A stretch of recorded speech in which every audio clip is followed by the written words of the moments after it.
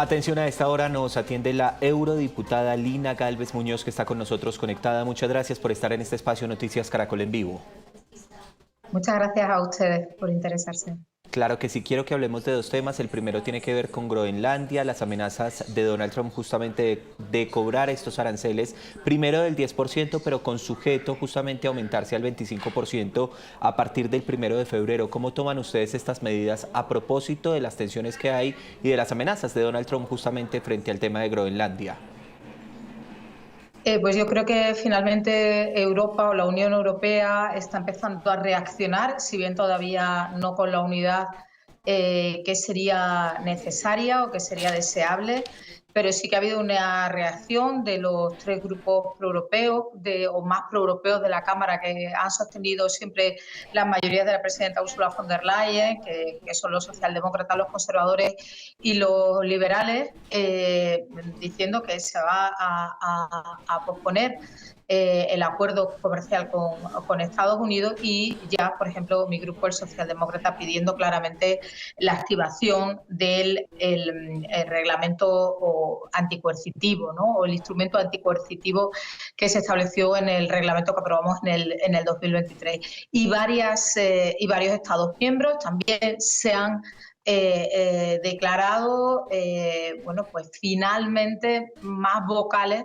respecto a las ansias imperialistas y neocolonialistas de Estados Unidos, y bueno, algunos, como sabe, pues mandando algunos contingentes más bien simbólicos a Groenlandia, pero en cualquier caso también diciendo, bueno, que no van a dejar pasar otra vez como lo dejamos pasar, digamos, al principio, intentando que no se escalara la tensión, Sí. y que, bueno, pues parece que ahora sí que vamos a tener una respuesta más unificada. Esperemos que lo sea, porque si no, realmente, como decimos en mi tierra, en Andalucía, ¿no? Yo creo que en Colombia también lo dicen, ¿no? Le dan la mano y se toman el brazo.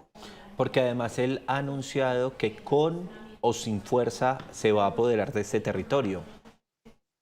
Bueno, es que él está echando por tierra absolutamente todas las relaciones internacionales, todas las reglas del juego que hemos construido, ese régimen liberal internacional que lo sabemos y lo saben muy bien en su región, en Latinoamérica, no era ni tan liberal ni tan universal, porque la retórica sí que era la retórica de la libertad, de la democracia, de los derechos humanos, pero sabemos muy bien que los Estados Unidos, bueno, pues cuando le interesaba, pues promovieron también golpes de Estado y derrocaron regímenes democráticos. Pero sí que había un cierto relato, al menos, y una contingencia. Ahora mismo eso ni siquiera existe, ¿no? Con el secuestro del presidente Maduro el otro día, independientemente de que la mayoría de los estados europeos ni el Parlamento Europeo consideró legítimas las últimas elecciones en Venezuela, pero tampoco consideramos que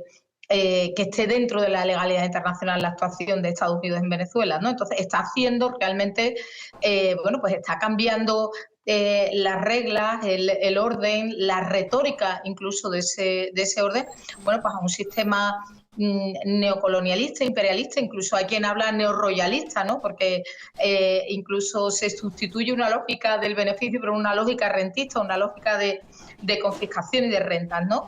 Entonces, bueno, Estados Unidos efectivamente tiene poder para poder transformar ese régimen, ese orden internacional, que él era favorable y que era digamos, el guardián de ese orden internacional.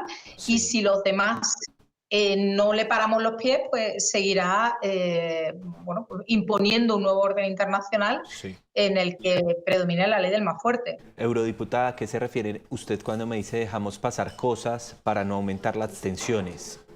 Bueno, dejamos pasar cosas cuando tuvimos cuando Trump toma el poder. Sabemos, por ejemplo, que nos quiere imponer unas tasas, unas tarifas, unos aranceles a los países europeos, y nosotros entramos en esa negociación en la que asumimos, bueno, pues unas tarifas, unas tasas que no, en cambio, no les pusimos a los productos norteamericanos. Ahí hay digamos, un desequilibrio. Y luego estamos también llevando a cabo una serie de cambios regulatorios que se llaman los decretos ómnibus, que son decretos en teoría de simplificación, pero que también tocan de regulación en algunos ámbitos,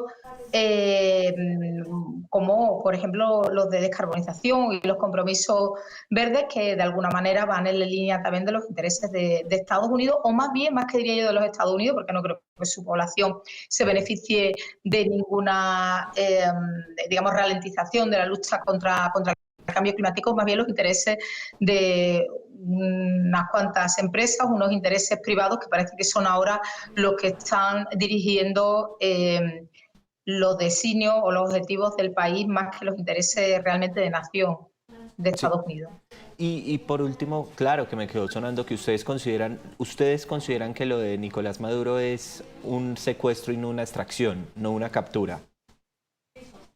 Bueno, creo que he sido muy clara al respecto. Ni el Parlamento Europeo ni el Gobierno de España, que el país de que soy ciudadana, reconocieron el resultado de las elecciones y se han hecho muchos esfuerzos por realmente llevar la democracia y denunciar el régimen de Maduro. Pero eso no quiere decir que la intervención que hizo Estados Unidos en Venezuela fuera acorde con la legalidad internacional, porque no lo fue, no lo fue. No, se saltó la legalidad internacional, se saltó el derecho internacional. Y yo creo que esto, una cosa no quita la otra.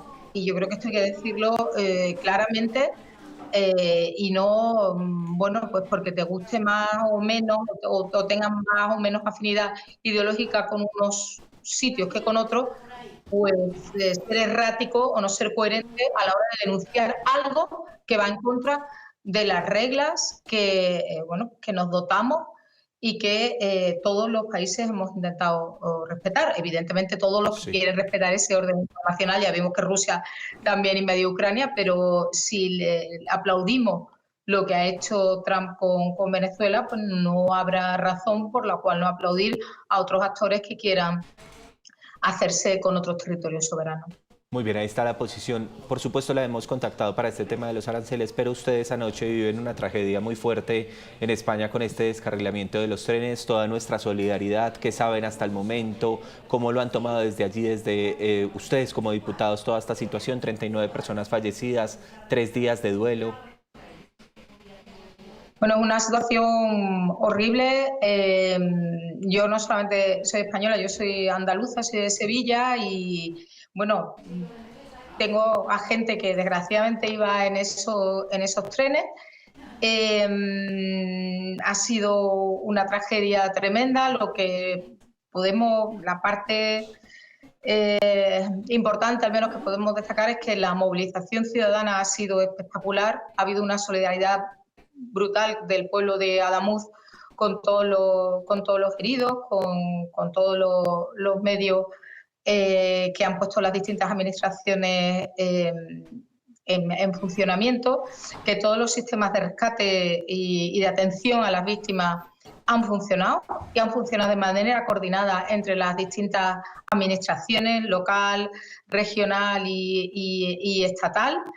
Y esperemos que no ocurra como en otras desgracias, que ahora la desinformación y los bulos, bueno, pues se abran pasos pues para ir en contra de un gobierno determinado o ir en contra de una administración determinada, porque eso hace tanto daño a las víctimas. Ahora yo creo que lo que hay que hacer es respetar el luto.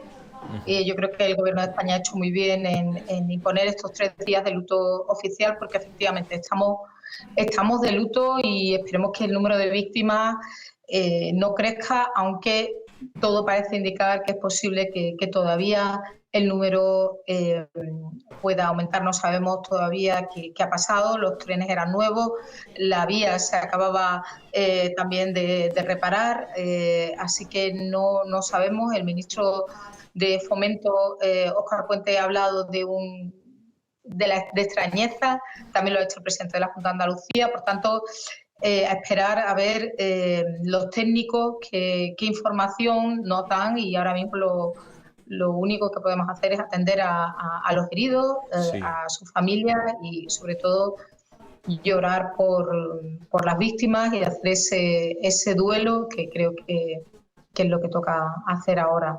Sí, Y sí, muchas gracias por preguntar. Muchísimas claro, gracias. el número de víctimas podría aumentar teniendo en cuenta que las bajas temperaturas impiden el rescate justamente de lo que están haciendo las autoridades. Usted me decía que personas cercanas a usted iban en el tren. Sí, dos De- personas han fallecido. Cuando fui, antes de entrar en el Parlamento Europeo, fui consejera de la Junta de Andalucía de Conocimiento y un miembro de mi gabinete iba con su esposa volviendo de Madrid, iban en el vagón 1 del tren que iba de Madrid a Huelva y han fallecido esta madrugada, anoche. Sí. Lo Yo me he sentimos enterado esta mucho. mañana. Ya sé, muchas gracias. Lo sentimos mucho y sobre todo porque me dice usted trenes nuevos, tiene que haber toda una investigación, tiene que establecerse qué hay detrás de este accidente, pero sí se habla preliminarmente del descarrilamiento de uno de ellos que afectó al otro tren rápido que iba pasando. Sí, el tren Irio, el que hacía el trayecto Málaga-Madrid, que es un tren además, el tren Alvia, el que venía de Madrid a Huelva, es un tren de alta velocidad, pero no es el AVE, no es el tren de Renfe que alcanza mayor velocidad, de más envergadura, es un tren más pequeñito, más ligero. El tren Irio, el que se descarrilaron los últimos 3 vagones, es un tren más pesado, que iba además a mayor velocidad, y estos 3 vagones invadieron la vía justo en el momento en el que venía un tren de alta velocidad también en dirección contraria y sin tiempo de reaccionar, de que se activara el frenado de emergencia. Y los 2 primeros vagones de ese tren que choca con los 3 descarrilados, esos son los que se han llevado la peor parte, porque además han caído por un terraplén. Y bueno, pues son los que están hechos un amasijo de hierro, y ahí es donde bueno, pues se han encontrado las escenas más dantescas y gran parte de los fallecidos, y todavía están trabajando los equipos de rescate, están todavía trabajando en las vías, sobre todo como digo, en esos dos vagones. Pero bueno, todavía insisto que no sabemos qué es lo que ha podido pasar. Digamos, no hay una causa clara, ni que haya un fallo humano, ni vías que estaban deterioradas, ni trenes antiguos. Entonces, bueno, habrá ahora que esclarecer, y por supuesto que el presidente del Gobierno, Pedro Sánchez, se ha comprometido a hacerlo, y hacerlo de una manera transparente y informando en todo momento. Así que ahora, bueno, como digo, nos queda acompañar principalmente a las víctimas, a sus familiares, a los heridos, desearles una pronta recuperación. Hay varios que están en una situación muy grave, están en varias UCI, y bueno, pues poner todos los medios ahora técnicos y de expertos, de personas expertas, para poder conocer y saber qué ha ocurrido, como siempre, pues para mejorar y que eso no vuelva a ocurrir, depurar responsabilidades si es que las hubiese, y sobre todo hacerlo, como digo, con la mayor transparencia, sin duda, que es lo que siempre merecen las víctimas, la verdad, siempre por delante y con transparencia. Claro que sí, muchas gracias por ese mensaje, eurodiputada. Gracias por habernos atendido. Nuevamente nuestra solidaridad por lo ocurrido con estos trenes, el descarrilamiento, pero también gracias por el contacto con nosotros. Lina Gálvez Muñoz, gracias por estar en Noticias Caracol en Vivo. Muchísimas gracias a todos ustedes. Gracias.